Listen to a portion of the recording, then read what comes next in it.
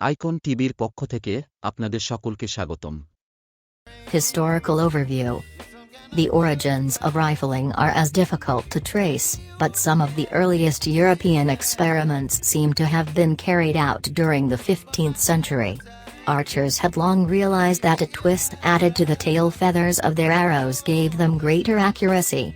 Early muskets produced large quantities of smoke and soot, which had to be cleaned from the action and bore of the musket frequently, either through the action of repeated bore scrubbing, or a deliberate attempt to create soot grooves that would allow for more shots to be fired from the firearm.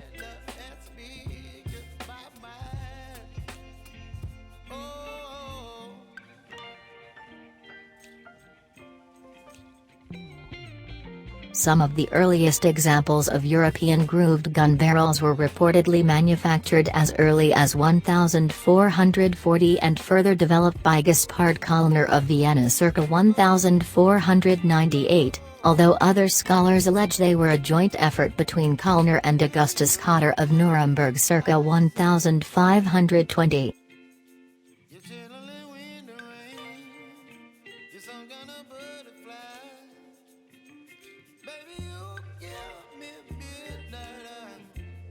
Military commanders preferred smoothbore weapons for infantry use because rifles were much more prone to problems due to powder fouling the barrel and because they took longer to reload and fire than muskets.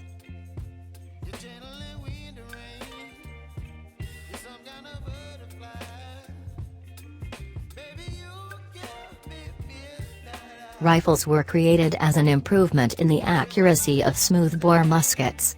In the early 18th century, Benjamin Robbins, an English mathematician, realized that an elongated bullet would retain the momentum and kinetic energy of a musket ball, but would slice through the air with greater ease. The black powder used in early muzzle-loading rifles quickly fouled the barrel, making loading slower and more difficult.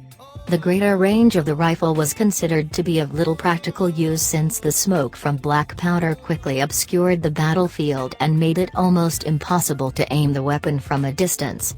Since musketeers could not afford to take the time to stop and clean their barrels in the middle of a battle, rifles were limited to use by sharpshooters and non-military uses like hunting. Muskets were smoothbore, large-caliber weapons using spherical ammunition fired at relatively low velocity.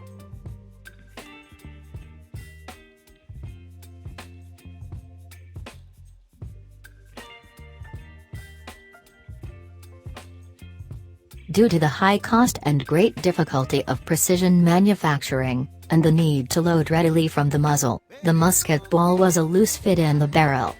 Consequently, on firing the ball bounced off the sides of the barrel when fired and the final direction on leaving the muzzle was unpredictable.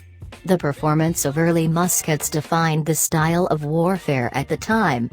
Due to the lack of accuracy, soldiers were deployed in long lines, thus line infantry, to fire at the opposing forces.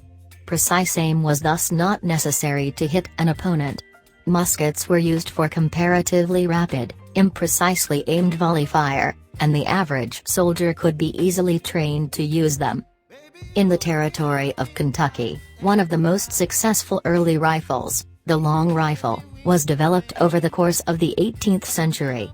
Compared to the more common brown Bess, they had a tighter bore with no space between bullet and barrel, and still used balls instead of conical bullets. The balls the long rifle used were smaller, allowing the production of more rounds for a given amount of lead. These rifles also had longer barrels, allowing more accuracy, which were rifled with a helical groove. These first started appearing sometime before 1740, one early example being made by Jakob Dickert, a German immigrant. By 1750 there were a number of such manufacturers in the area.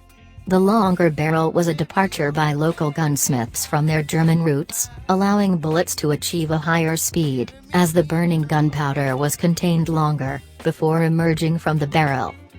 The rifle was used for precise shooting, aiming, and firing at individual targets, instead of the muskets used for imprecise fire. By the time of the American Revolutionary War, these rifles were commonly used by frontiersmen, and Congress authorized the establishment of 10 companies of riflemen. One of the most critical units was Morgan's Riflemen, led by Daniel Morgan. This sharpshooting unit eventually proved itself integral to the Battle of Saratoga, and in the southern states where General Morgan commanded as well. Taking advantage of the rifle's improved accuracy, Morgan's sharpshooters picked off cannoneers and officers, reducing the impact of enemy artillery. This kind of advantage was considered pivotal in many battles, such as the battles of Cowpens, Saratoga, and Kings Mountain. Later during the Napoleonic Wars, the British 95th Regiment, Green Jackets, and 60th Regiment, Royal American, as well as sharpshooters and riflemen during the War of 1812, used the rifle to great effect during skirmishing. Because of a slower loading time than a musket, they were not adopted by the whole army. Since rifles were used by sharpshooters who did not routinely fire over other men's shoulders, long length was not required to avoid the forward line.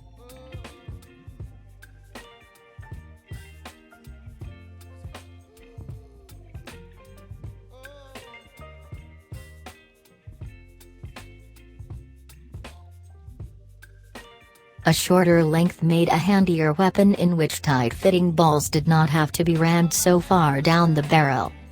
The invention of the mini balls in the 1840s solved the slow loading problem, and in the 1850s and 1860s rifles quickly replaced muskets on the battlefield. Many rifles, often referred to as rifled muskets, were very similar to the muskets they replaced, but the military also experimented with other designs. Breech-loading weapons proved to have a much faster rate of fire than muzzle-loaders, causing military forces to abandon muzzle-loaders in favor of breech-loading designs in the late 1860s. In the later part of the 19th century, rifles were generally single-shot, breech-loading guns, designed for aimed, discretionary fire by individual soldiers. Then, as now, rifles had a stock, either fixed or folding, to be braced against the shoulder when firing. The adoption of cartridges and breech loading in the 19th century was concurrent with the general adoption of rifles. In the early part of the 20th century, soldiers were trained to shoot accurately over long ranges with high-powered cartridges. World War I Lee Enfield rifles, among others, were equipped with long-range volley sights for massed firing at ranges of up to 1.6 kilometers, 1 mile. Individual shots were unlikely to hit, but a platoon firing repeatedly could produce a beaten ground effect similar to light artillery or machine guns. Currently, rifles are the most common firearm in general use for hunting, with the exception of bird hunting, where shotguns are favored. Rifles derived from military designs have long been popular with civilian shooters. আপনাদের সকলকে ধন্যবাদ ভিডিওটি মনোযোগ সহকারে দেখার জন্য। চ্যানেলটি subscribe করে আমাদের সাথেই থাকুন। লাইক, কমেন্ট এবং শেয়ার করতে ভুলবেন না।